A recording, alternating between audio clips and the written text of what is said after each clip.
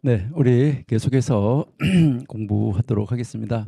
이제 결국 신명기 네 편의 설교 가운데 첫 번째 설교가 이제 과거를 회상해서 돌아보면서 이제 그 하나님 앞에 그들 자신을 이제 세워 나가는 그런 모습인데, 여기서 이제 모세는 어떻게 하면 그 2세들을 하나님의 말씀으로 이제 돌아오게 할 수 있을까? 하나님 앞에 순종하게 할 수 있을까? 그 하나님의 법에 따라서, 규례와 율례와 법도를 따라서 이제 거기에 순종하게 할 수 있을까? 이러한 모습을 이제 바라보는 것으로 이제 인도해 가면서 이제 가나안 땅에 들어갔을 때 위험도 이제 또한 말을 했습니다.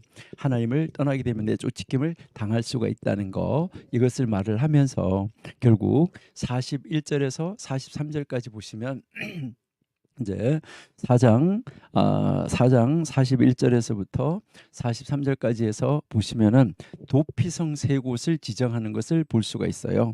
우리 한번 보실까요?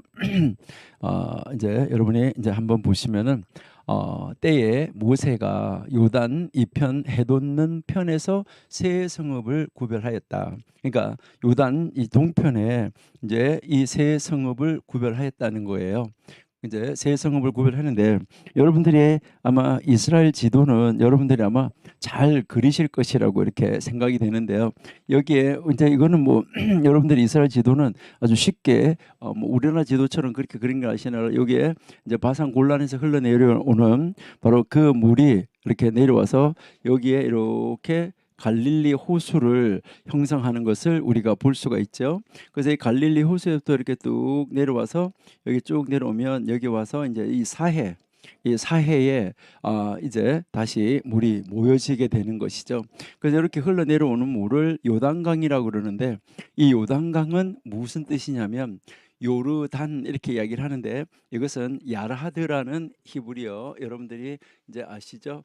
야라드 이제 내려온다 하는 말이고, 여기에 이제 이 단 하는데, 단 그러니까 야라드 단 해가지고요, 이제 단으로부터 흘러내린다 이런 말 뜻인데, 그러니까 이제 단으로부터 흘러내려오는 저 북쪽에 있는 단에서부터 이렇게 갈릴리 여기서도 흘러내려오는 강, 이 강을 요단이라고 이렇게 이야기를 하는 것이죠. 여기에서 이제 이 동쪽에 세 성읍을 구별했다라고 이야기를 하는데, 지난번에 우리가 이야기를 한 대로 공부한 대로 이제 도피성이 6개, 도피성이 6개고, 그다음에 이제 이스라엘 백성들에게 각 지파에서 준 성읍이 42개 해서 전체에 레위 지파에게 돌아간 성읍이 48성읍이었었잖아요. 그 중에서 지금 이제 41절에서 43절까지 해서는 이 도피성 여섯을 이야기를 하는 거예요. 자, 42절 한번 보실게요. 42절을 보시면, 이는 과거에 원혐의 없이 부지 중에 오살한 자로 그곳으로 도피케 하기 위함이며 그 한 성읍으로 도피한 자로 그 생명을 보존하게 하기 위함이라. 43절, 하나는 광야 평원에 있는 이제 벳셀이라고 한다라고 이야기했는데, 요 벳셀은 여러분들이 잘 아시는 대로 여기 이제 이 사해에서 요르단 쪽으로, 이제 사해에서 요르단 쪽으로 이쪽에 이제 이 벳셀이라는 이제 도시가 이제 있어요. 그러니까 벳셀이라. 그래서 이것은 누구를 위한 거라고요? 43절에 계속 보시니까 르우벤 지파를 위한 것이요라고 이야기를 했죠.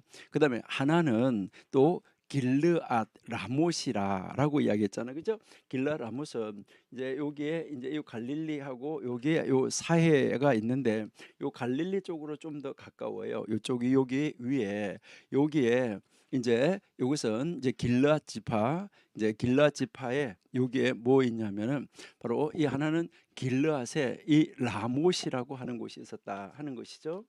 여기에 이제 이 라못이라고 하는 이제 이 도피성이 있었다 하는 것이고, 그다음 이제 이 라못이라 갓지파를 위한 것이요. 그다음에 하나는 바산 골란이라 므낫세 지파를 위한 것이라. 그러니까 여기에 이제 여기에 바산 골란 여기가 이제 있었는데, 여기 골란인데, 이 골란은 바로 무엇을 말하냐면은 이제 이것은 므낫세 지파를 위한 것이었다. 이렇게 해서 요게 동쪽에 이제 요 세 개의 도피성을 두는 것, 요것을 이야기를 했죠.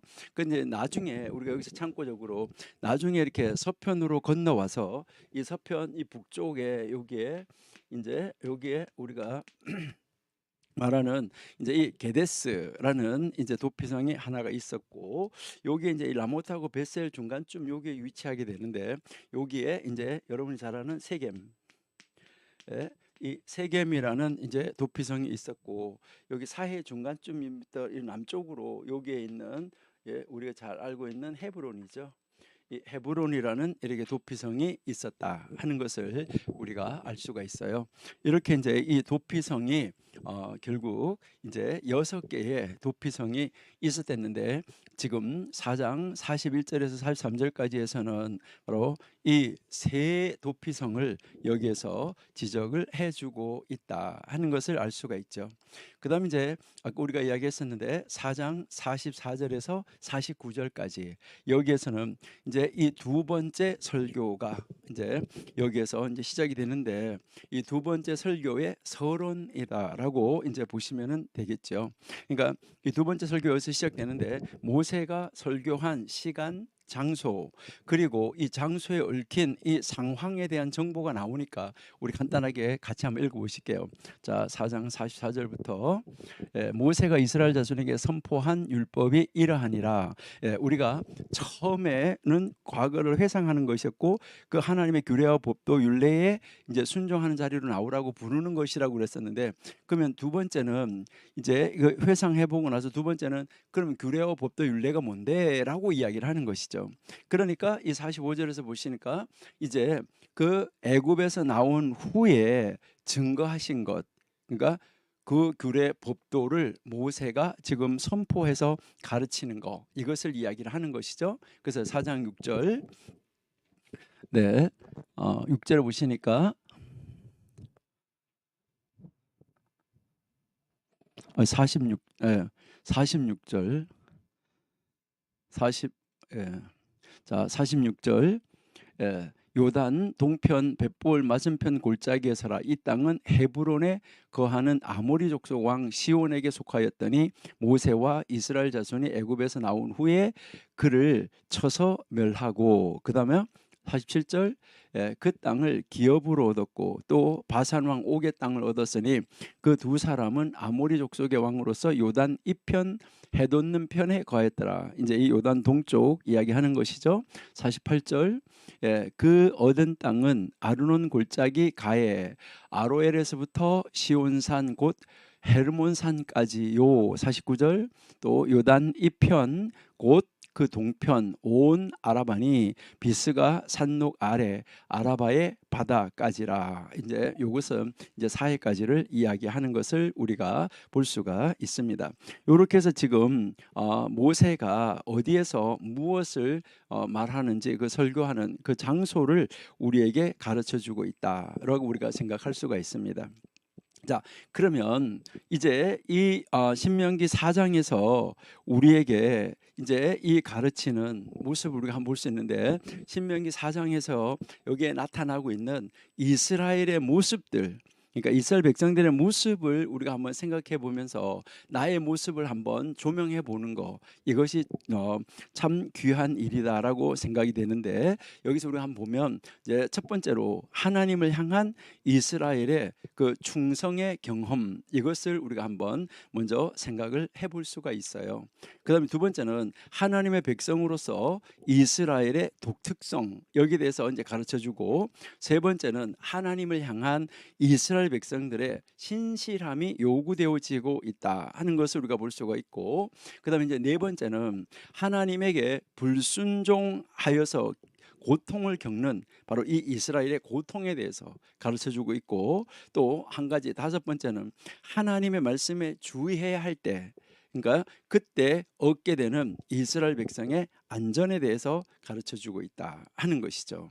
그러니까 여기에서 우리는 이스라엘 백성의 독특성에 대해서 우리가 관심을 가지고 우리가 한번 살펴보면서 나는 하나님의 백성으로서 어떤 독특성을 가지고 있는가 하는 것을 여러분이 한번 살펴볼 수 있으면 좋겠습니다. 그래서 여기에서 우리가 나는 이제 하나님의 백성이 된다는 것은 전적으로 나의 어떠한 것 때문이 아니라, 나의 어떠한 조건 때문이 아니라 전적으로 하나님의 은혜로 되어진다라는 것을 가르쳐 주는 것이죠. 그러니까 다시 말해서 하나님의 은혜로 주어지는 전적인 특권이라는 거예요. 그러니까 뭐 내가 아니라 하나님의 은혜로서 주어지는 특권이다.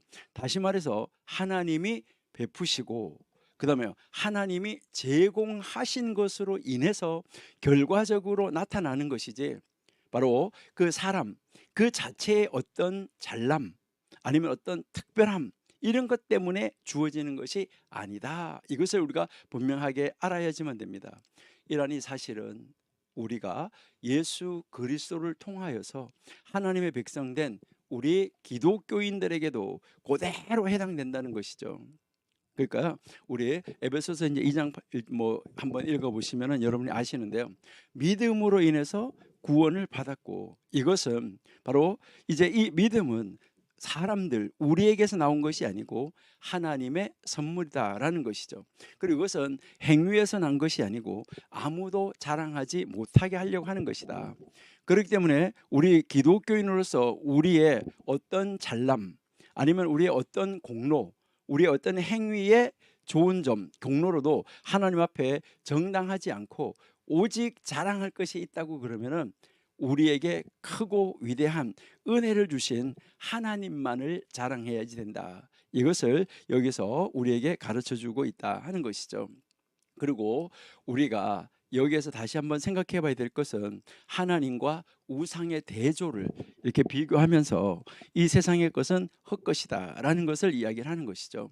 그러니까 다시 말해서 이 모세는 이제 이 우상의 위험성에 대해서 아주 강력하게 지금 경고하고 있는데, 그 이유는 뭐냐? 이스라엘에게 있어서 그들 가까이에서 행해지고 있는 바로 이 우상 숭배가 실질적이고 아주 강력한 문제거리였었다라는 것을 우리에게 가르쳐 주는 것이죠. 이것은 진정한 하나님이신 여호와로부터 멀어지게 하는 이 치명적인 이런 결과를 가져오기 때문인데, 우상 숭배는 하나님이 아닌 것을 이제 하나님으로 섬기는 가장 치명적인 반역 행위다. 이것을 우리에게 가르쳐 주는 것이죠. 자, 그러면 도대체 그러한 우상의 성격은 무엇이냐? 이것을 우리에게 가르쳐 주는데, 바로 그 우상의 성격은 어떤 것인가? 우리 한번 다시 복습을 한번 해볼게요. 28절, 4장 28절.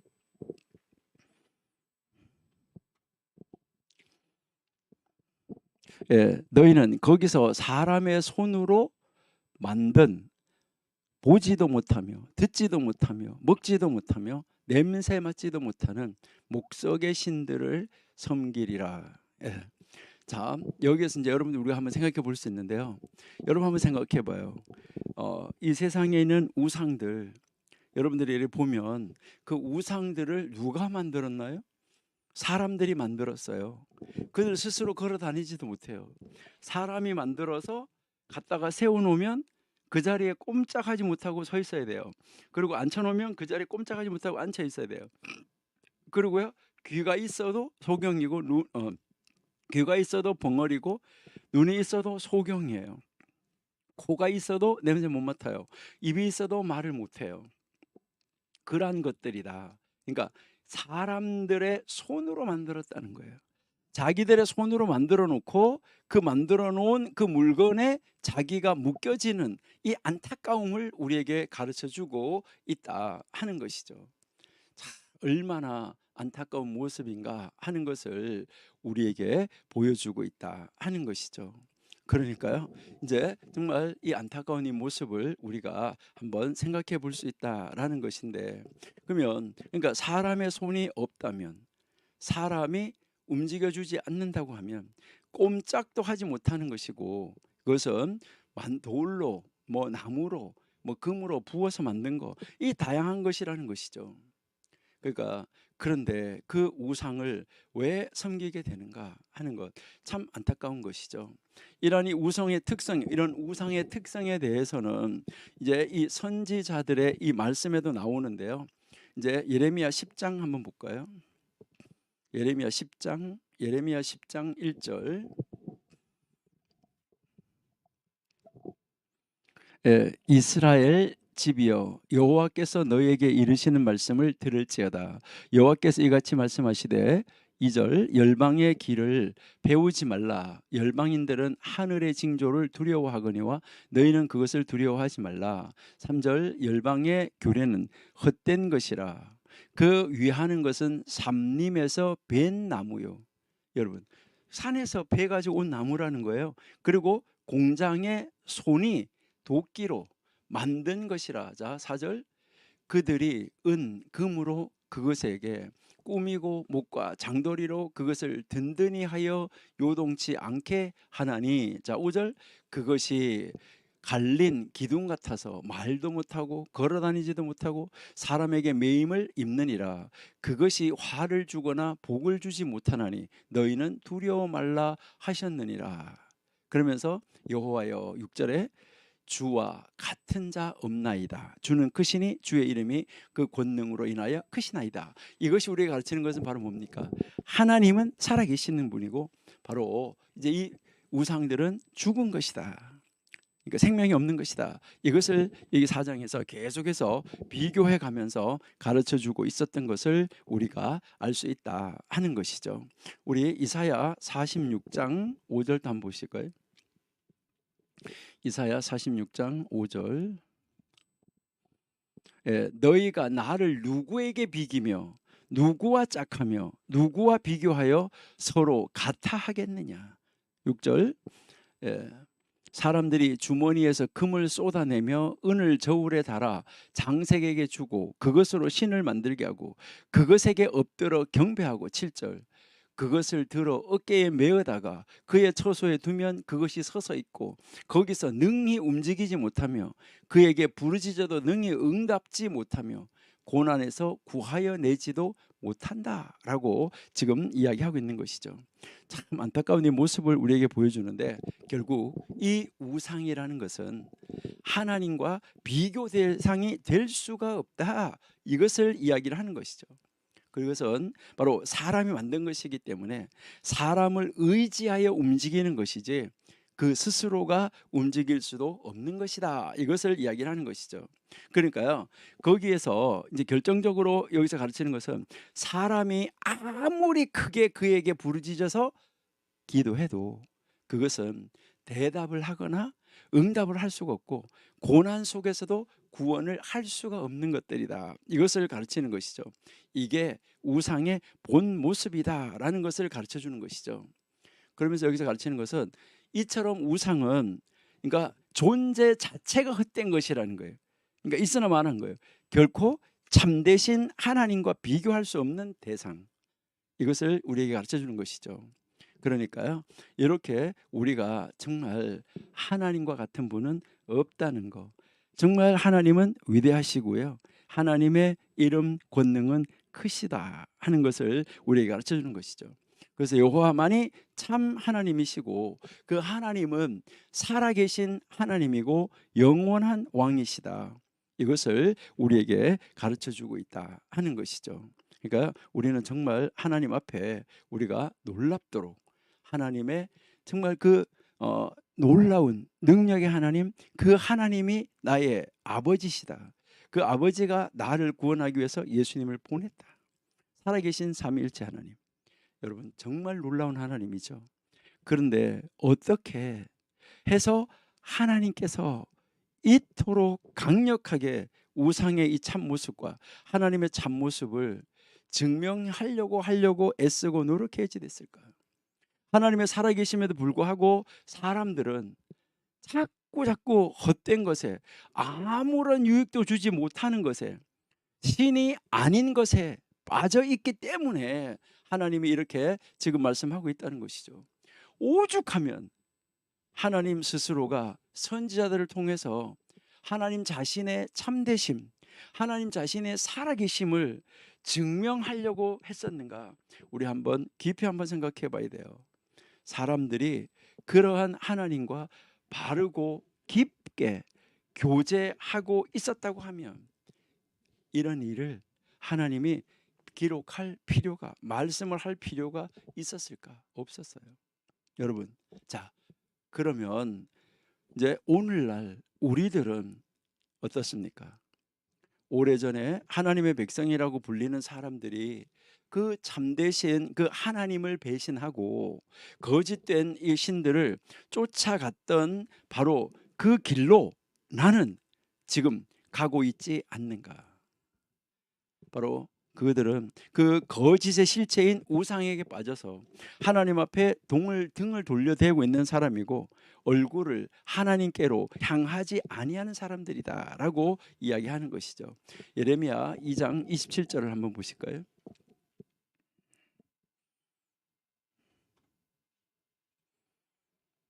그들이 나무를 향하여 너는 나의 아비라 하며 돌을 향하여 너는 나를 낳았다 하고 그 등을 내게로 향하고 그 얼굴은 내게로 향하지 아니하다가 환난을 당할 때에 이르기를 일어나 우리를 구원하소서 하리라. 여러분, 여기에서 우리가 생각할 수 있는 것은 바로 뭐냐면 그런 와중에서도 아주 뻔뻔하게 고난의 때가 되면 다시 하나님을 향하여서 뭐라고 말하는 거예요? 여기 27절 마지막에 보세요. 그 환난을 당할 때에는 뭐라고 말해요? 일어나 우리를 구원하소서 하리라. 야, 얼마나 안타까운 모습인가 하는 것을 우리에게 보여주고 있습니다. 이러한 이 우상 숭배를 과거 그 이스라엘 민족의 일로만 취급할 수가 없습니다. 왜 그렇습니까? 이 신약 성경은 탐욕을 우상 숭배라고 분명하게 경고하고 있죠. 골로새서 3장 5절 한번 보실까요?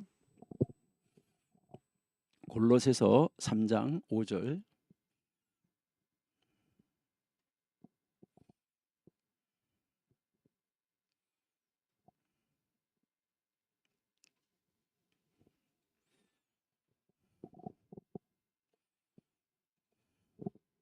그러므로 땅에 있는 지체를 죽이라. 곧 음란과 부정과 사욕과 악한 정욕과 탐심이니 탐심이 우상 숭배다. 이렇게 말을 하죠. 골로새서 이제 3장 5절인데요. 에베소서 5장 5절 한번 보실게요. 에베소서 5장 5절.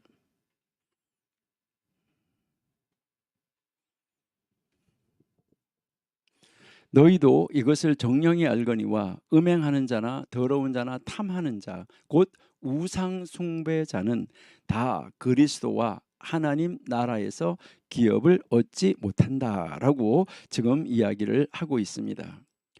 그러니까 너희는 이 땅에서 지체를 죽여라. 그러니까 우리가 정말 하나님 앞으로 가야 된다라는 것인데 탐하는 자, 정말 이 탐하는 자는 육체의 욕심을 따라서 자기 만족을 위해서 쾌락을 추구하는 사람을 가리키는 말입니다. 그러니까 탐욕에 사로잡힌 사람들은 무엇을 하게 되는 거죠? 하나님을 부인하고 하나님 대신 물질이나 쾌락을 숭배하게 된다라는 것을 우리에게 가르쳐 주고 있습니다. 여러분, 여기에서 우리에게 가르치는 것은 결국에 우상 숭배라는 것은 사람의 욕망에서 비롯된 것이다. 나무를 깎아서 만드는 것도, 돌을 깎아서 만드는 것도, 뭐 녹여 가지고 주조해서 만드는 것도 다 사람의 욕망, 탐욕에서 비롯된 것이다라는 것을 우리에게 가르쳐 주는 것이죠.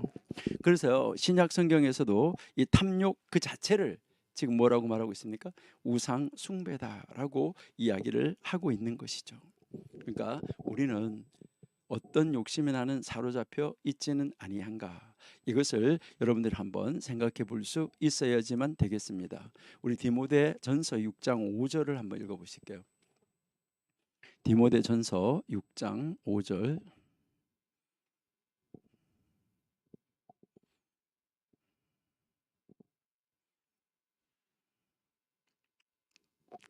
디모데전서 6장 5절.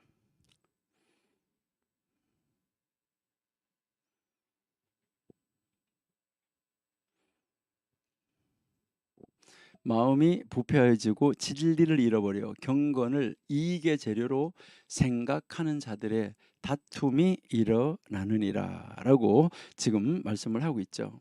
그러니까 마음이 부패하고 그다음에 진리를 잃어버려서 경건을 이익의 수단으로 생각하는 사람, 이러한 이 사람들, 그런 사람이 되어서는 안 된다 하는 것을 우리에게 가르쳐 주는 것이죠. 그래서 우리는 늘 내 자신을 점검하면서 우리의 이 부패한 욕망에 이 사로잡혀서 정말 하나님 앞에 등을 돌리는 길로 가지 않도록 우리 끊임없이 정말 우리는 기도하고 깨어서 근신해야지 된다라는 것을 우리가 알 수 있어요.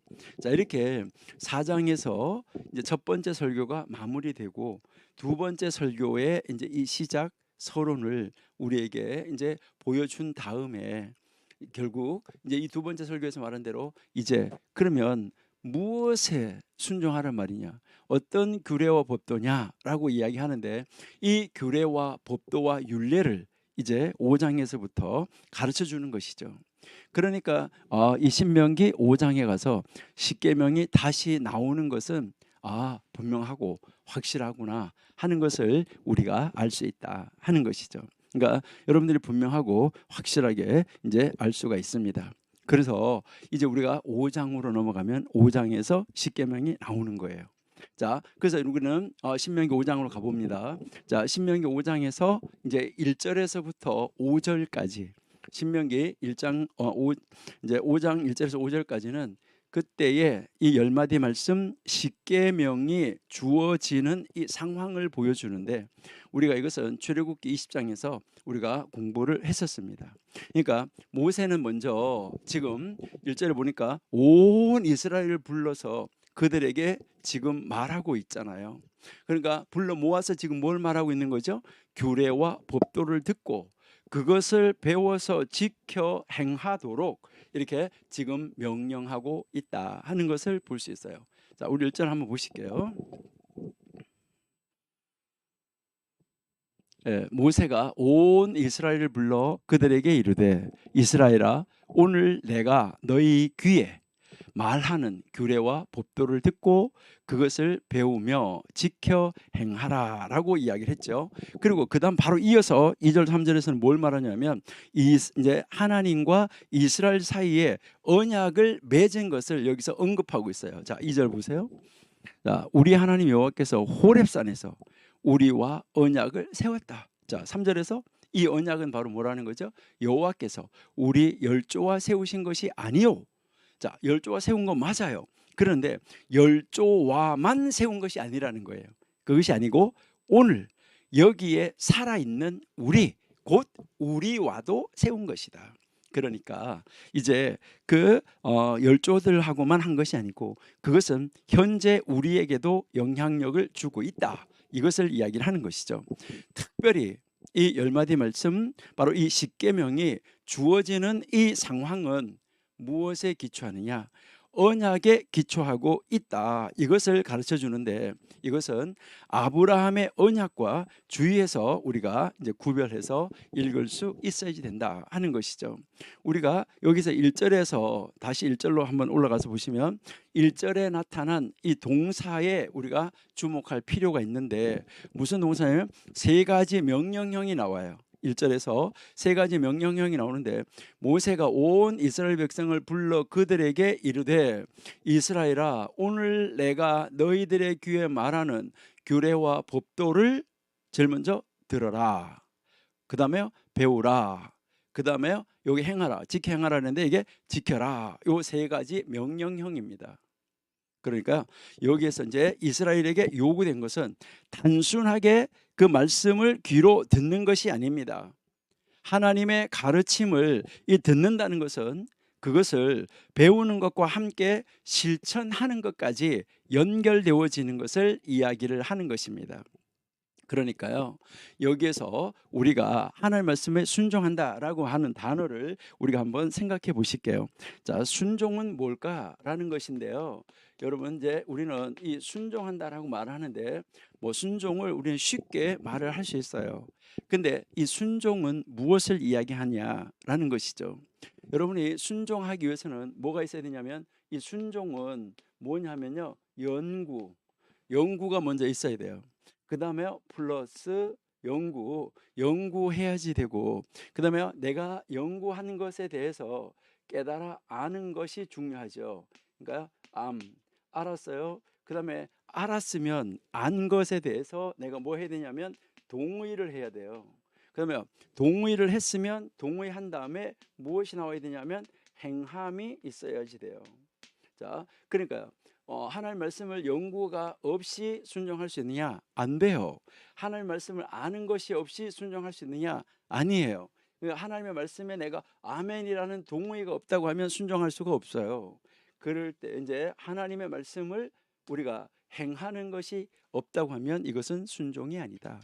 그러니까 연구해서 알고 안 것을 동의해야 되고, 동의해서 아멘 했으면 아멘한 대로 따라감.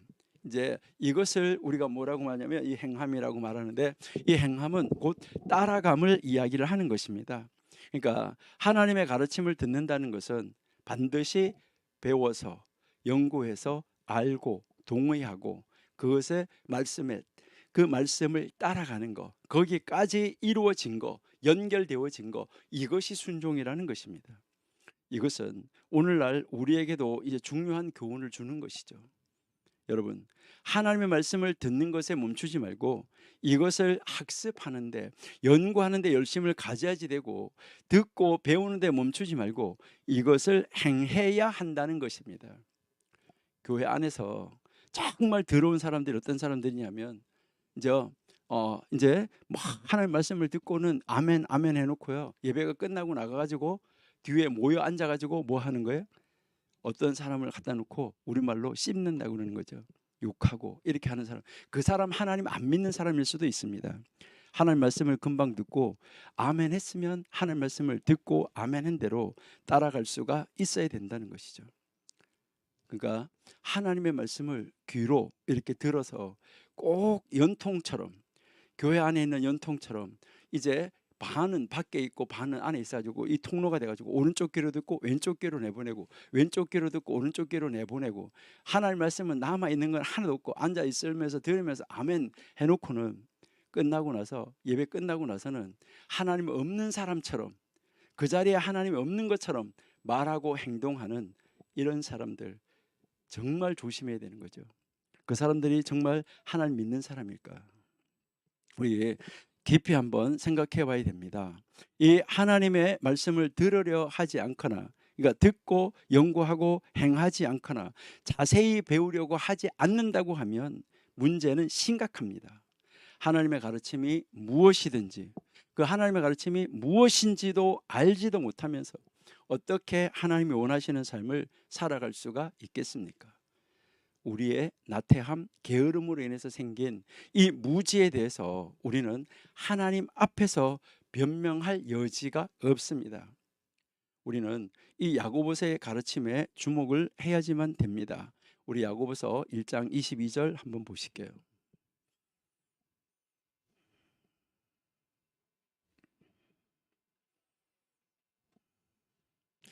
1장 22절, 너희는 도를 행하는 자가 되고 듣기만 하여 자신을 속이는 자가 되지 말라.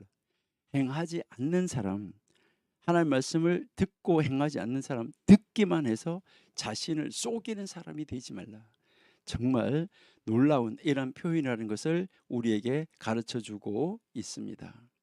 이렇게 하나님 말씀은 연구하고, 그 연구했으면 연구한 것을 알고 알았으면 아멘 했으면 그대로 행하는 사람이 돼야지 된다, 요렇게 말을 하고 요렇게 가르쳐 준 다음에 지금 뭘 주고 있어요? 십계명을, 10마디 말씀을 주고 있다 하는 것을 우리가 알 수가 있습니다. 그래서 이제 신명기 5장 6절에서부터 21절까지가 10마디 말씀이 나오고 있습니다. 네, 여기서 우리가 지금 계속 십계명이라고 말을 하지 않고 10마디 말씀, 10마디 말씀 하는데, 여러분들이 출애굽기 이제 20장을 공부하신 분들은 이제 다 아실 것이라고 이제 생각이 됩니다. 그러니까 이제 그 출애굽기 20장에서 우리가 이야기할 때 20장 그게 이제 1절에서부터 이렇게 나오는데, 우리는 출애굽기 20장 1절에서 모든 말씀을 라고 나오는 것이죠. 자, 모든 말씀을 말씀하셨다라고 이야기를 하고 있습니다. 우리 신명기도 한번 읽어볼게요. 신명기 5장 6절.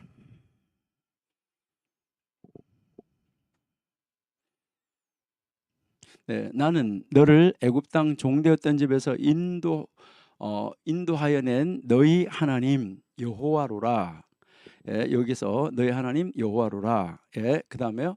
이제 바로 나 외에는, 그러니까 나 외에는 위하는 신들을 내게 잊지 말지니라, 이렇게 나가고 있는데, 출애굽기 20장에서는 우리가 좀 더 구체적으로 가르쳐 준 것을 알 수가 있는데, 출애굽기 20장 1절 한번 보실게요.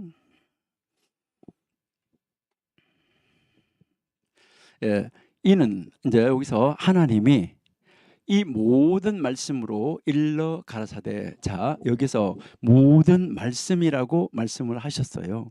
이 모든 말씀으로 일러 가라사대 했는데, 자, 이 모든 말씀은 무엇을 이야기하는 것일까라는 것을 우리가 한번 생각해 보는데요.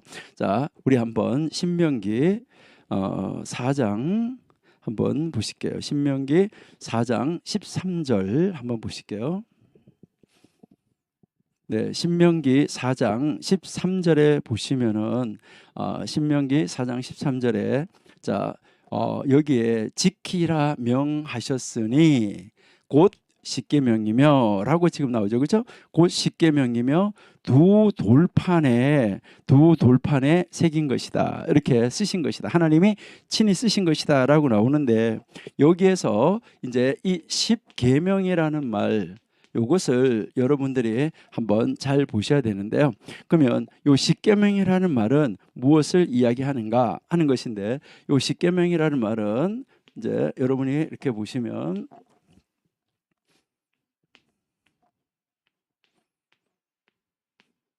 이렇게 이제 아세레트 하 드바림 이렇게 되어져 있습니다. 그러니까 아세레트 하 드바림 했는데, 요게 이게 십계명이라고 하는데, 요게 아세레트라는 말은 10을 말하는 거고, 요게 하 드바림 하면은 하 드바림, 요건 하고요. 그러니까 그 말씀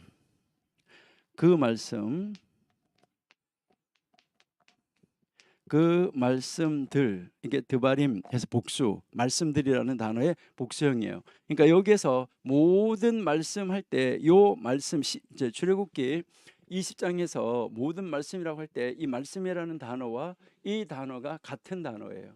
그러니까 그 단어가 같은 단어인데, 그러니까 그 말씀들 이렇게 이야기를 한 거예요. 히브리어 성경으로 보면 이제 십계명이라는 단어는 안 나옵니다. 구약 성경에. 그리고 한글 성경으로는 3번이 나와요. 지난번에 우리가 이야기를 했지만 한번 찾아보실게요.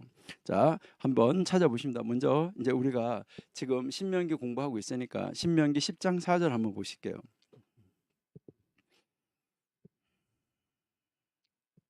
네, 신명기 10장 4절.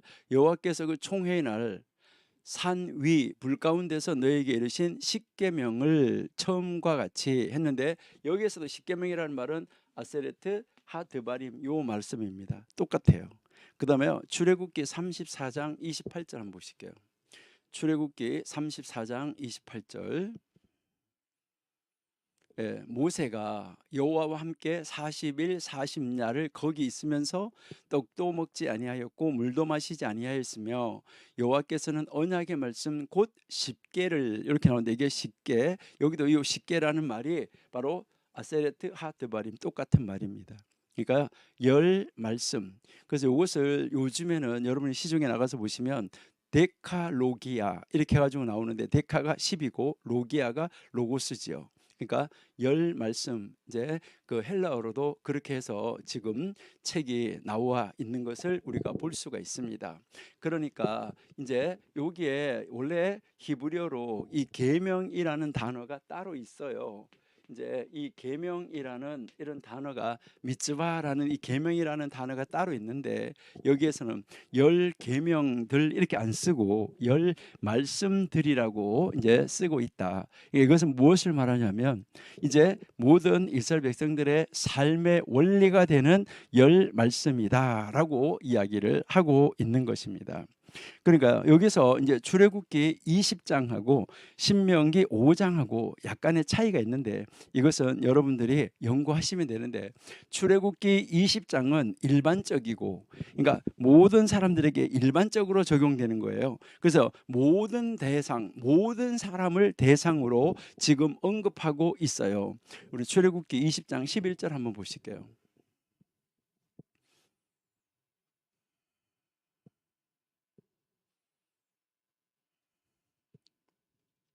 이는 엿새 동안에 나 여호와가 하늘과 땅과 바다 그 가운데 모든 것을 만들고 제7일에 쉬셨음이라. 그러므로 나 여호와가 안식일 복되게 하여 그날을 거룩하게 하였다라고 지금 이야기를 하고 있는 것이죠. 그러니까 여기서 이제 이야기하시는 것은 뭘 말하냐면 모든 사람, 모든 사람을 대상으로 이걸 쓴 것이에요. 그러니까 모든 사람을 대상으로 하고 있다는 것인데 그러면 신명기는 일반적이지 않아요. 그러니까 일반적인 열 마디 말씀이 아니라 모든 사람을 대상으로 쓴 것이 아니라 이건 특별히 이스라엘 백성들에게 적용시키려고 쓰고 있다. 자, 신명기 5장 15절 한번 보실게요.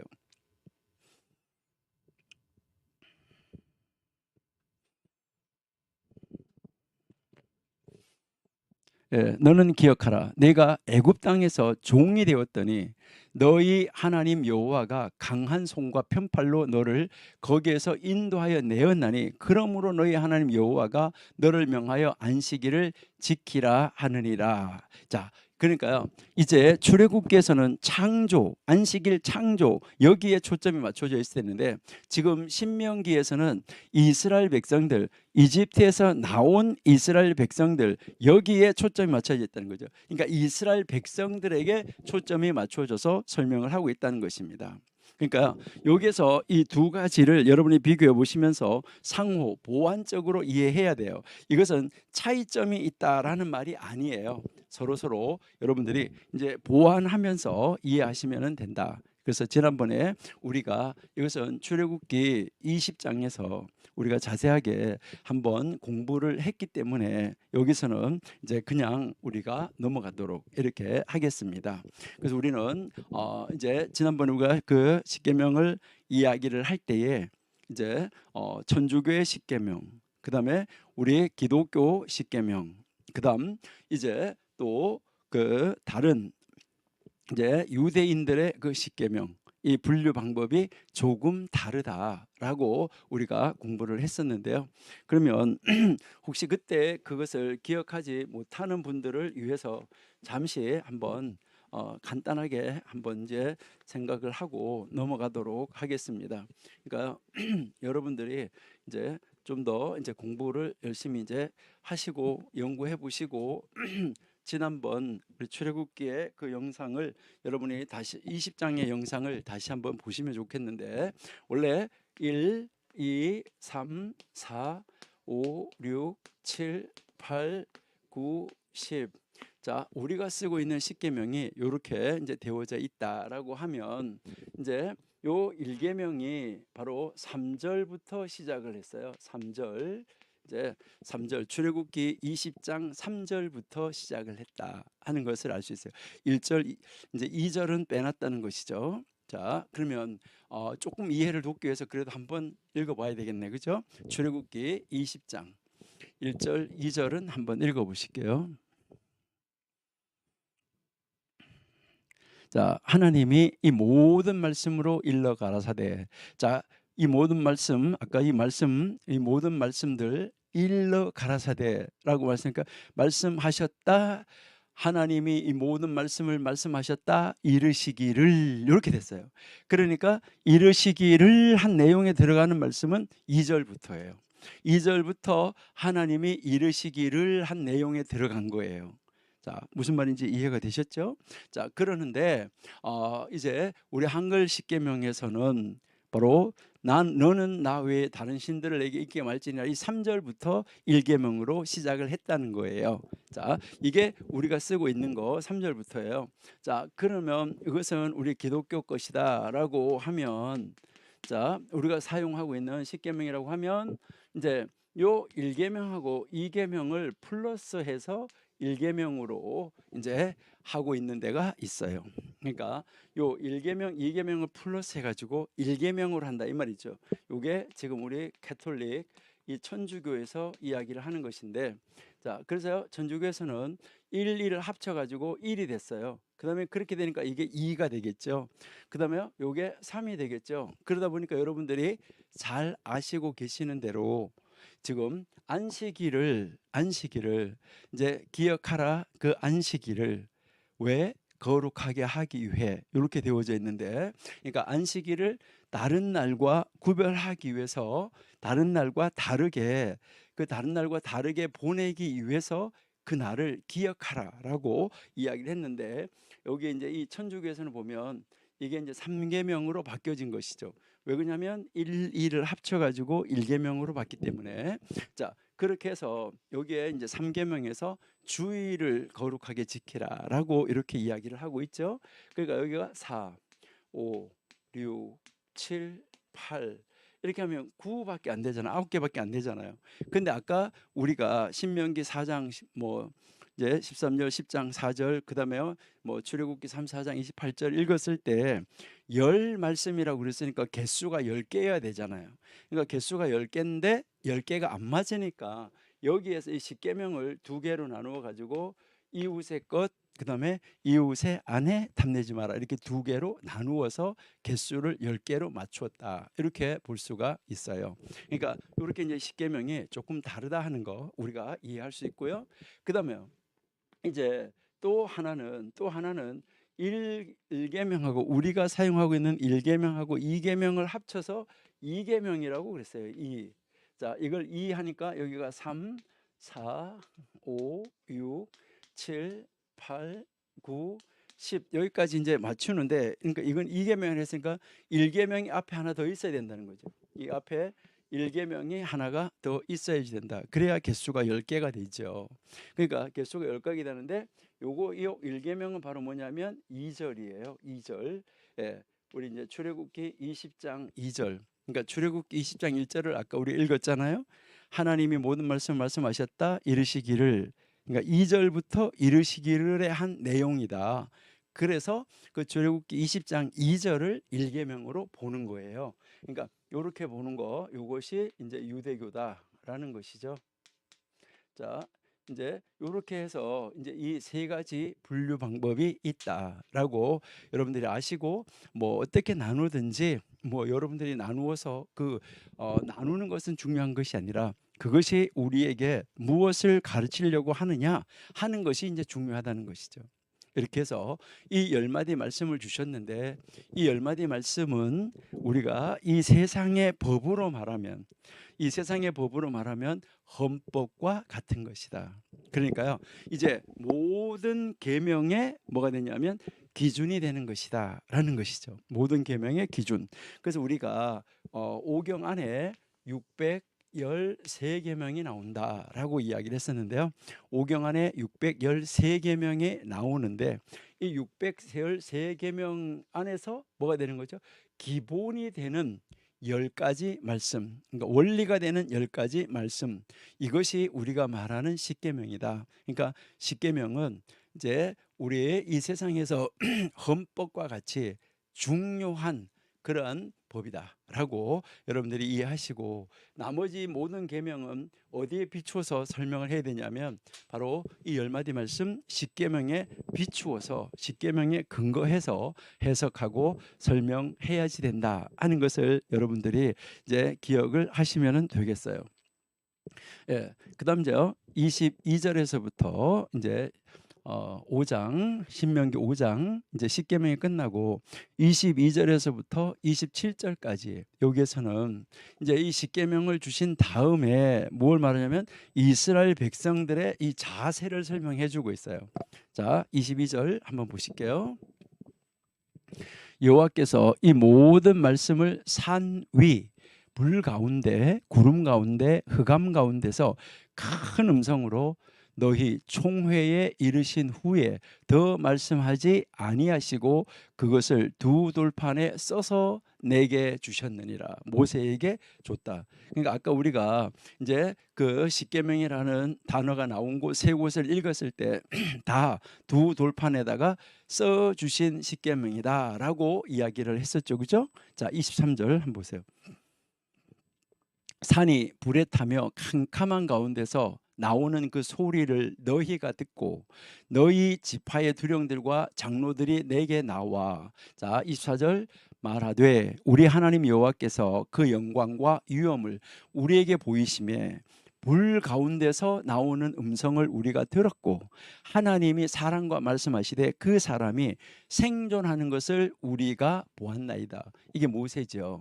그러니까 모세, 그리고 그들이 직접 거기다 세게 줬지만 직접 들었다는 이야기예요. 자, 25절. 이제 우리가 죽을 까닭이 무엇이냐?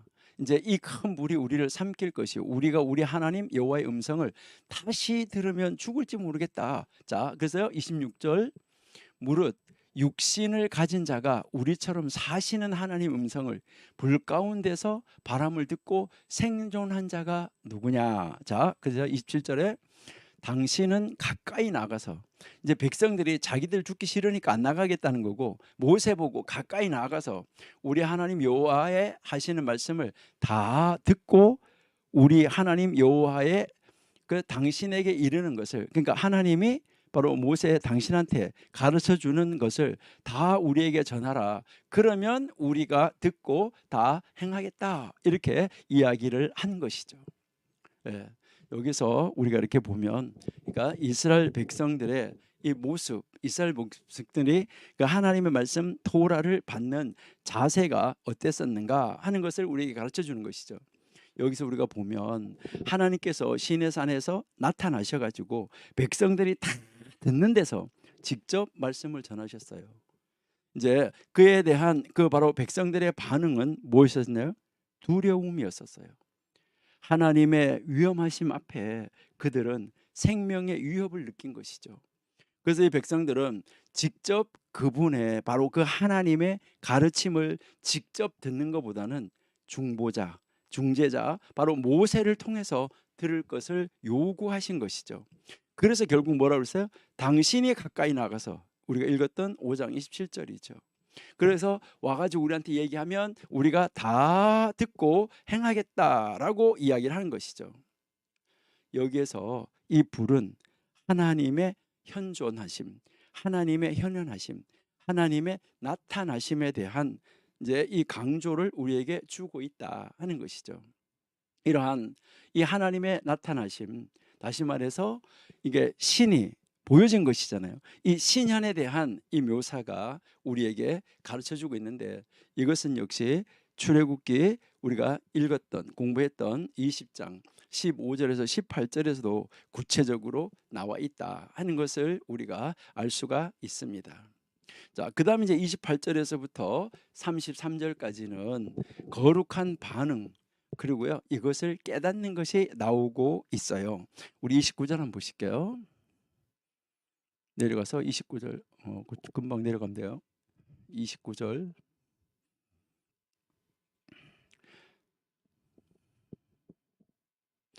다만 그들이 항상 이 같은 마음을 품어 나를 경외하며 나의 모든 명령을 지켜서 그들과 그 자손이 영원히 복받기를 원하노라 라고 이제 이야기하고 있는 것을 우리가 볼 수가 있는 것이죠. 그러니까 하나님은 모든 이제 이 백성들의 이 생애 동안 하나님을 경외하고 하나님의 계명을 지키겠다는 마음, 이것을 하나님이 바라보시고 계시는 것이죠. 그러니까 이제 이 사람들이 하나님의 가르침을 따르지 않고 다른 길로 가는 것은 바로 그 가르침을 주신 하나님을 경외하지 않기 때문이다. 이것을 우리에게 말하는 것이죠. 하나님을 공경하지도 하나님을 두려워하지도 않는데 어떻게 바로 그 하나님의 가르침을 따르겠느냐 하는 것이죠. 이제 이 하나님의 일하는 의도를 알게 된 바로 우리 현대를 살아가는 이 하나님의 백성들, 우리는 어떻게 해야 될까? 우리 깊이 한번 묵상하시는 여러분들이 되시기를 바랍니다. 우리는 바로 이 십계명을 출애굽기 20장에서 주셨던 그 십계명을 다시 한번 이스라엘 백성들에게, 출애굽한 이스라엘 백성들에게 다시 한번 허락하여 주시는데, 여기에서 우리가 알아야 되는 것은 우리 기독교인, 예수를 믿는 사람들, 우리 기독교인의 삶의 순서는 무엇인가? 여러분, 가장 먼저 구속의 은혜를 알고, 그 다음에요, 그 구속의 은혜를 알고 나면 하나님과 나와의 관계를 알고, 그 다음에 나타나는 것은 바로 의로움이다 하는 것을 우리에게 가르쳐 줍니다. 그러면 이제 이 5장에서 우리에게 가르쳐 주는 기독교인의 삶의 의무는 무엇인가? 하나님의 성품에 기초한다 하는 것을 우리가 알 수가 있고요. 그러면 그리스도인의 이 삶의 결과를 우리가 생각해 봐야 되는데, 이 그리스도인의 삶의 결과는 바로 순종은 하나님과 사랑과 관련해서 생각, 말, 행위, 이 모든 것을 포함한다는 것입니다. 여러분, 우리가 이 순종한다 하나님 앞에, 이게 이제 이 하나님하고 이 사랑과 이 관계성 속에서 여러분 순종한다는 것은 생각이 순종해야 돼요. 말이 순종해야 돼요. 행위가 순종해야 돼요. 여기에 이 10마디 이 말씀은 바로 자기를 속이고 기만하여서 가면을 쓰고 이 살아가는 현대인들에게 우리의 이 시간이, 우리의 가정이, 우리의 행동이, 우리의 말이, 우리의 이 생각이 낱낱이 아주 세밀하게 하나님 앞에 드러나고 있다는 것을 깨닫게 해주는 엄중한 가르침이에요. 여러분, 정말 하나님이 내가 말씀하는 것을, 내가 말하는 것을 하나님이 듣고 계신다고 하면 우리의 말이 달라질 수밖에 없어요. 그리고 정말 하나님이 지금 우리와 함께 하시면서 내가 하는 행위를 보고 계신다고 하면, 내가 말하는 것을 듣는다고 하면 우리의 말은 정말 복된 말, 정말 다른 사람을 축복해 주는 말, 은혜스러운 말, 이런 말을 하는 것이지 비평하고 판단하고 이런 말을 하지 않는다는 것이죠.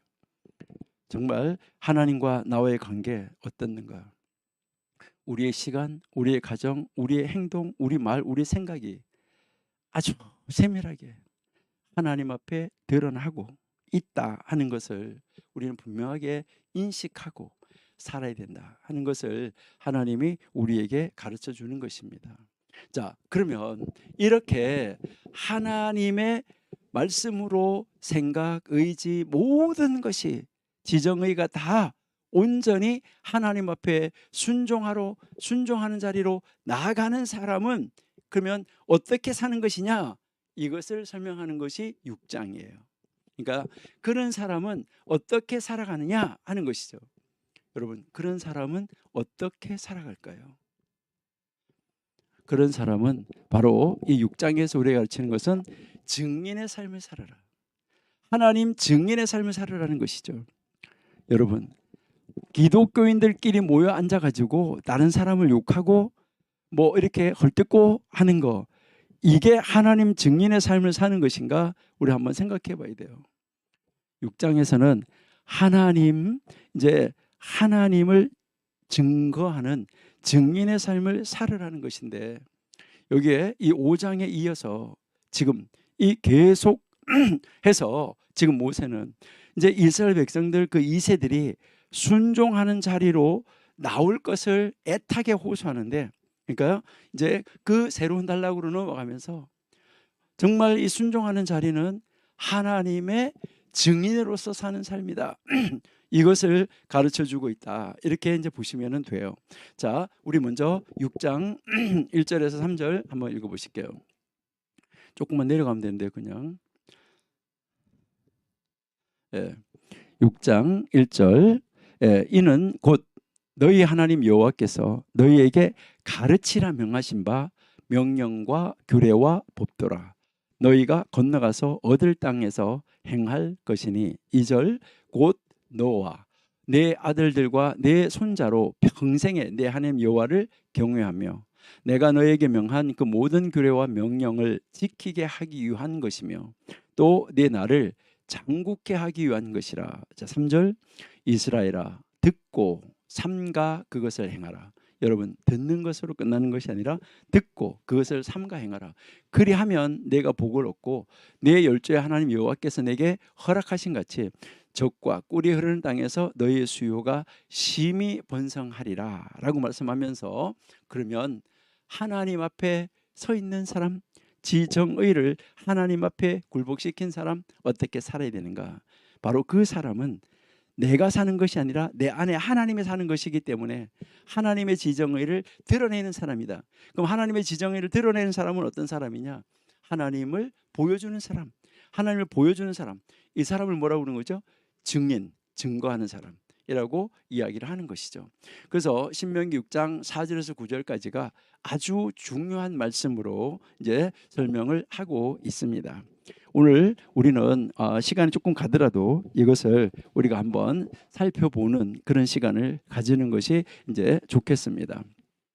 여러분들이 잘 아시고 계시는 대로 이제 신명기 6장 4절에서 9절을 이제 우리 한국에서도 다 쉐마 이렇게 이야기를 하는 정말 그 놀라운 말씀인데요.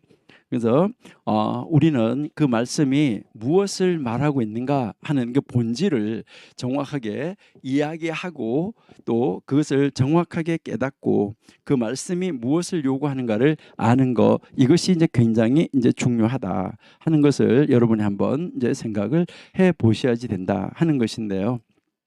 그래서 이제 이 신명기 6장 4절에서 9절까지가 정말 놀라운 말씀이다 하는 것을 우리가 한번 볼 수 있어요.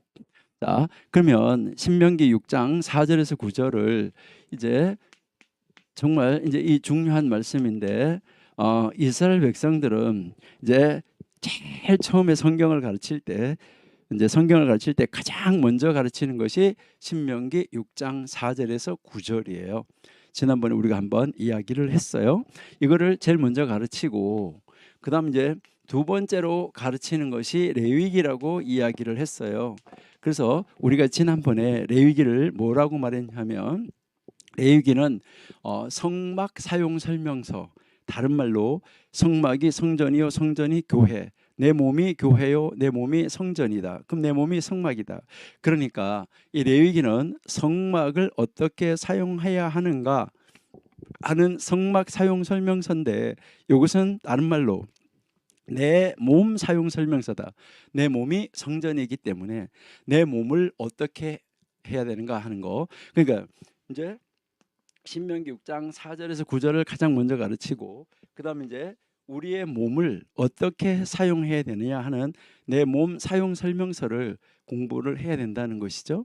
그다음에 이제 세 번째로 가르치는 것이 전도서다 하는 것이죠. 그러니까 이 전도서를 통해서 무엇을 하게 되냐면은 이제 이 전도서를 통해서는 이제 우리 인생의 가치관이 무엇인가, 바로 이 세계관이 무엇인가, 이것을 가르쳐 준다는 것이죠. 그러니까 세계관, 인생관, 이것을 우리에게 보여주는데 이 세계관, 인생관을 통해서 해 위에 가치를 두고 살 것인가, 해 아래 가치를 두고 살 것인가, 이것을 보여주고 있다라는 것이죠. 그러니까 해 위에 가치를 두냐, 해 아래 가치를 두냐, 여기에 초점이 맞춰져 있다 하는 것을 여러분들이 이제 보시면 됩니다. 그래서 이렇게 이제 유대인들은 신명기 6장 4절에서 9절을 가장 먼저 가르치고 그다음 레위기를 가르치고 그다음 전도서를 가르친다. 그러니까 이제 자기 몸을 어떻게 사용해야 되는지를 가르치고 그다음 인생관, 세계관, 여기에서 이제 가치관, 이것을 이제 가르치고 나서 창세기부터 책별로 들어가서 공부한다 하는 것을 이제 우리는 알 수가 있는데요. 이제 여러분들은 이제 뭐 탈무드나 이런 데서 읽어보시면 이것을 알 수가 있습니다. 그래서 많은 사람들이 탈무드도 오해하는데 이 탈무드도 이제 영어하고 히브리어 이렇게 해서 대역으로 나와 있는 거 있어요. 그것은 동화 대백과사전만 한 거 74권이에요. 그러니까 이것은 쫙 이렇게 쌓아놓으면 제 키보다가 조금 더 높다 하는 것을 알 수가 있는데요. 그러니까 굉장히 많은 분량인데 우리 한국에 있는 사람들은 시중에 있는 탈무드, 그건 탈무드 아닙니다. 그건 파편입니다. 이제 그러한 것을 읽고 탈무드 다 읽었다고 하는데 이것은 굉장한 오해다라고 여러분들이 이제 생각을 하시면 좋겠습니다. 자, 그러면 이제 이 신명기 6장 4절에서 9절이 무엇을 가르치느냐 하는 것인데, 이건 굉장히 중요한 것인데, 신명기 6장 4절, 5절, 6절, 7절, 8절, 9절. 자, 이렇게 우리가 한번 나눠 놓고 이렇게 이제 보시면은 이제 자, 이렇게 이제 우리가 한번 나눠 놓고 이렇게 한번 보시면 신명기 6장 4절, 5절, 6절은 무엇을 말하냐면 이제 그들이 교육을 해야 되는, 하나님의 말씀을 가르칠 때 교육해야 되는 교육 내용이 무엇인가, 이것을 우리에게 가르쳐 주고 있는 말씀이에요. 그러니까 무엇을 가르치라고 말하느냐, 교육 내용입니다. 그다음 이제 7절, 8절, 9절은 그것을 교육하는데 교육 방법입니다. 어떻게 교육하는가, 이것을 이야기하고 있는 거예요. 그러니까 교육 내용과 교육 방법으로 나누어진다. 그래서 4절, 5절, 6절이 교육의 내용이고 그다음 7절, 8절, 9절은 교육 방법이다. 이렇게 여러분이 보시면 돼요. 자, 그러면 교육 내용이 무엇이냐 하는 것이죠. 자, 무엇을 교육하라고 하는가? 자, 우리의 신명기 6장 4절을 한번 보실게요. 거기 좀 전에 있었는데.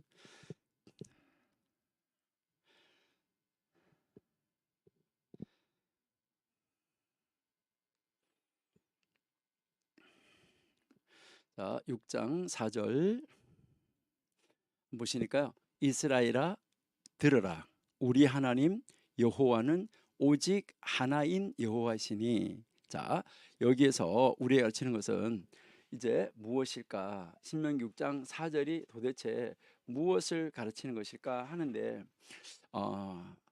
혹시 히브리어 성경으로 신명기 6장 4절을 여기서 찾을 수 있나요?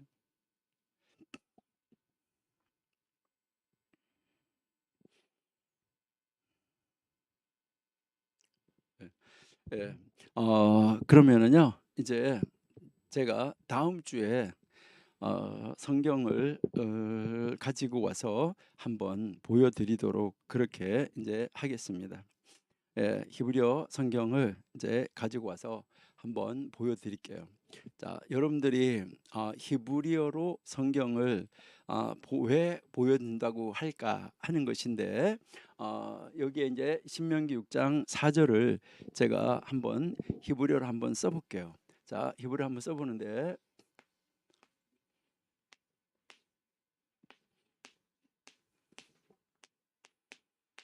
예, 요게 이제 들어라 이스라엘, 이렇게 나온 말이고, 들어라 이스라엘. 예, 이제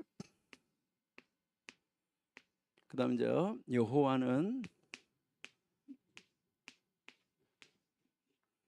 예,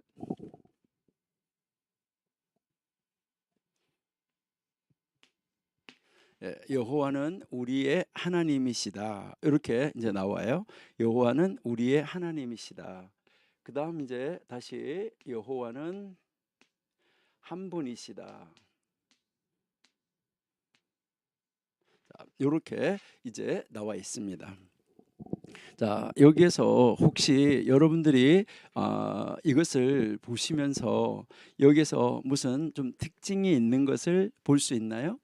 혹시 여러분들이 히브리어 성경이 있으면 우리 한국에서 인쇄한 것 말고 이제 뭐 독일이든 이스라엘이든 이런 데서 이제 있는 것을 한번 보셔야지 되는데, 여기서 이제 보시면 여러분들 제가 이렇게 쓴 데서 무슨 표시가 조금 다르게 나는 것을 볼 수 있는지 잘 모르겠는데요. 자, 여기에서 이렇게 보시면은 요 글자를 제가 다른 글자보다 조금 크게 썼습니다. 요 글자를 다른 글자보다가 이렇게 이제 크게 썼다 하는 거, 요거 볼 수 있고요. 그다음에 이제 요 글자도 다른 글자보다가 이제 제가 조금 크게 썼습니다. 그러면은요, 이것이 정말 요렇게 되어 있는가 하는 것인데, 여러분들이 히브리어 성경을 서점에 가서 한번 보세요. 서점에 가서 한번 보셔서 히브리서 이제 20명 6장 4절을 찾아보시면 요 두 글자가 다른 글자보다 인쇄가 크게 되어 있습니다. 여러분들은 혹시 보셨는지 모르겠는데요.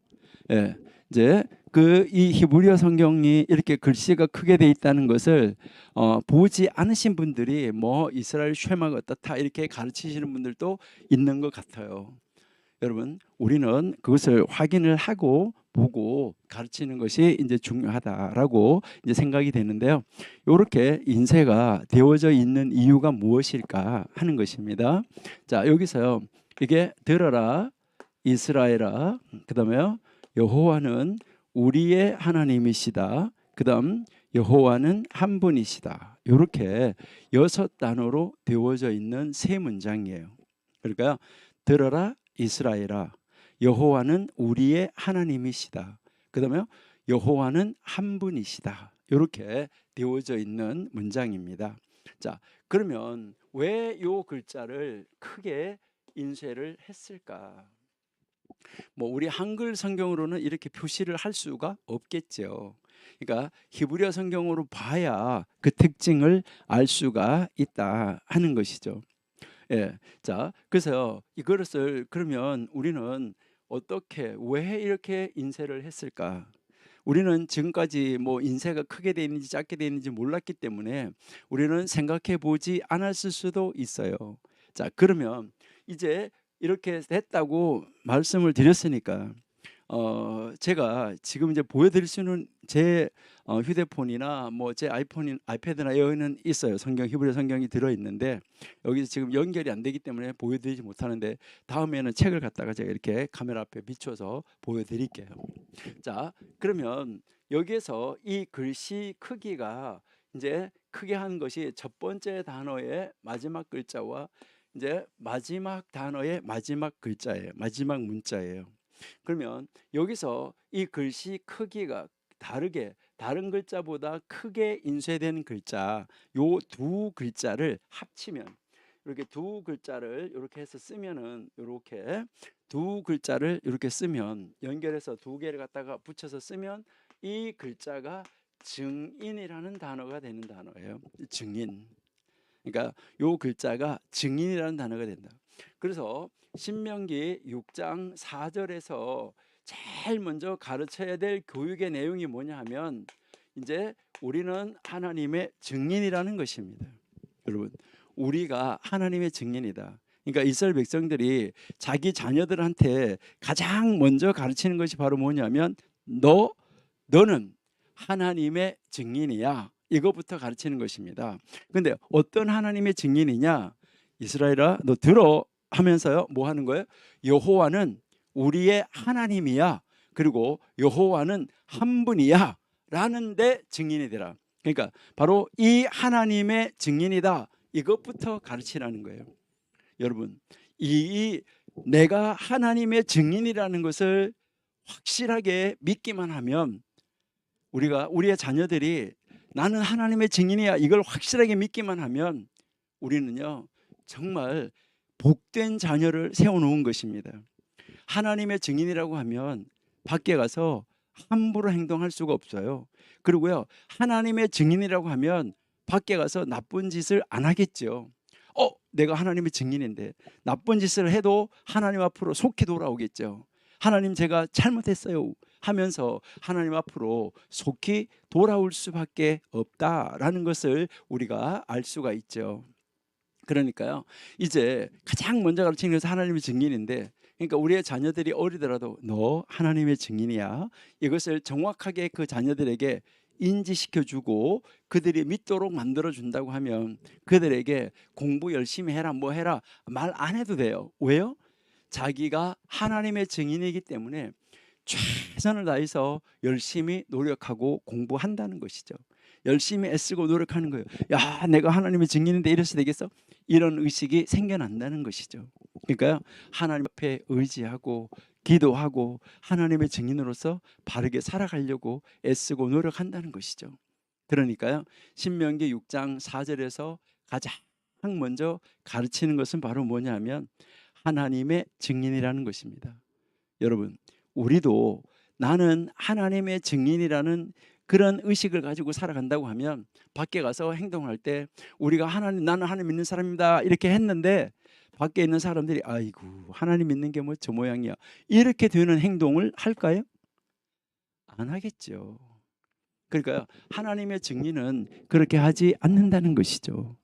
그러니까 정말 나는 하나님의 증인으로서의 삶을 살아가고 있나, 이거 여러분들이 한번 생각해 보셔야 되는데, 여기에서 이제 이 여호와 하나님의 이 신성, 이것은 유일성이다, 이것을 우리에게 가르쳐 주는 것이요, 한 분이시다라는 것을 이제 가르쳐 주시고, 그다음에 이제 그 하나님 한 분이신데 그 하나님을 우리는 어떻게 믿고 어떻게 섬기고 어떻게 해야지 되는가라는 것을 우리에게 제시해 주고 있다는 것이죠. 그래서요, 우리가 정말 이제 이 하나님의 증인된 삶을 살아가는 하나님의 증인으로 내가 서야지 되고, 우리는 내가 하나님의 증인으로 설 뿐만 아니라 우리는 뭐 해야 되는 것이죠? 우리의 2세들을 하나님의 증인으로 바르게 세워야 되고, 우리 교회 안에서 모든 성도님들을 뭐 해야 되는 거죠? 하나님의 증인으로 바르게 세워야지 된다 하는 것을 우리가 알 수 있습니다. 그래서 우리는 하나님의 증인된 삶을 사는 것, 이것이 굉장히 중요하다. 그래서 이제 이 히브리어 성경에서는 이 두 글자를 크게 인쇄해 놨는데, 이것은 바로 하나님의 증인이라는 것을 신명기 6장 4절이 가르쳐 주고 있다. 이렇게 여러분이 이제 보시면 되겠어요. 자, 그러면 이제 신명기 6장 5절 한번 보실게요. 자, 신명기 6장 5절. 너는 마음을 다하고 성품을 다하고 힘을 다하여 내 하나님 여호와를 사랑하라. 이렇게 되어져 있는데, 자, 이것도 여러분들이 이제 히브리어 성경으로 한번 읽어 보실 필요는 있습니다. 그러니까 왜 그러냐면 이제 의미를 좀 더 분명하게 하기 위해서 한번 읽어 보시면은 좋다 하는 것인데, 여기에서 이제 원래 어떻게 돼 있냐면은 히브리어 성경으로 여러분들이 신명기 6장 4절을 이제 6장 5절을 여러분들이 한번 이제 읽어 보실 필요가 있는데, 여기에 보면 제일 먼저 뭐라고 나오냐 하면 사랑하라부터 시작해요. 이제 사랑하라라고 이야기를 하고, 그러면은 누구를 사랑하느냐 하는 것이죠. 그래서 여호와를 사랑하라 하는데, 이 여호와가 누구냐라는 것이죠. 여기에서 너의 하나님, 이렇게 된 거예요. 자, 이렇게 해서 사랑하라 여호와 너의 하나님을, 그러니까 사랑하라 너의 하나님 여호와를 사랑하라, 이렇게 한 다음에 그 사랑하는데 사랑하는 방법을 가르쳐 주는데, 그러니까 여기에서 이제 이 5절은 무엇을 이야기하느냐, 교육 내용에서 이제 하나님의 증인이 되라, 그 다음에 하나님의 증인이 된 사람은 어떻게 하느냐, 하나님의 증인이 된 사람은 어떻게 하느냐, 하나님을 사랑하라는 것이죠. 자, 하나님을 사랑하는데 어떻게 사랑하라고요? 어떻게 사랑하라고 하느냐라는 것인데, 어떻게 사랑하느냐 했을 때 여기에 보시면 너의 마음의 모두를 가지고, 그러니까요, 너의 마음의 모두를 가지고 이렇게 나오는 거죠. 너의 마음의 모두를 가지고, 그 다음에 뭐 나오냐 하면 이제 우리 한글 성경에서는 이제 그냥 여기 보시니까 뭐 나오냐면 이제 이제 5절 어디 갔어요? 예?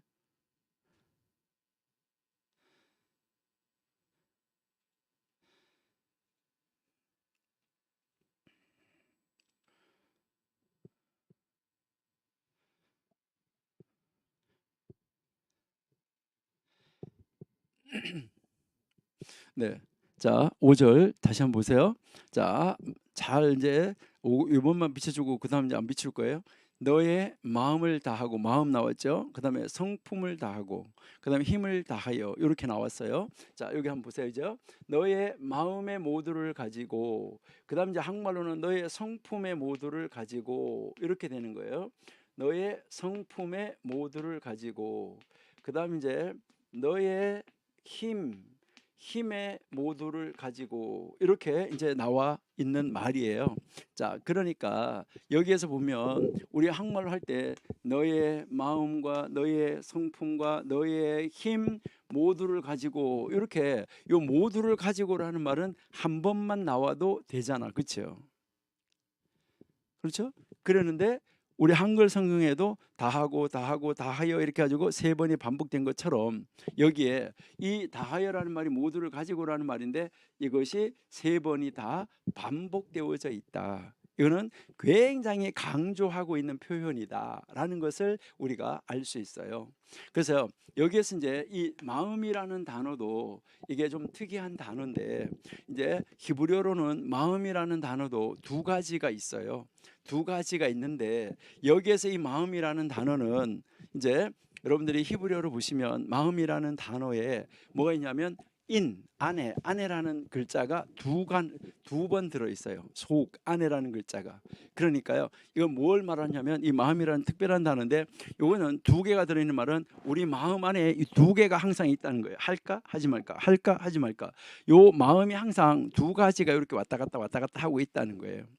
여러분들이 주일날 예배 와서 이제 점심 식사를 하시고, 요즘에는 이제 주로 오후 예배가 많잖아요. 저녁 예배가 없고. 그러니까 오후에 이제 점심 식사를 하고 집에 갈까, 예배 드리고 갈까, 이렇게 이제 생각하는데, 요 우리 마음 안에서 두 마음이 뭐 하는 거예요? 요렇게 싸우는 거죠.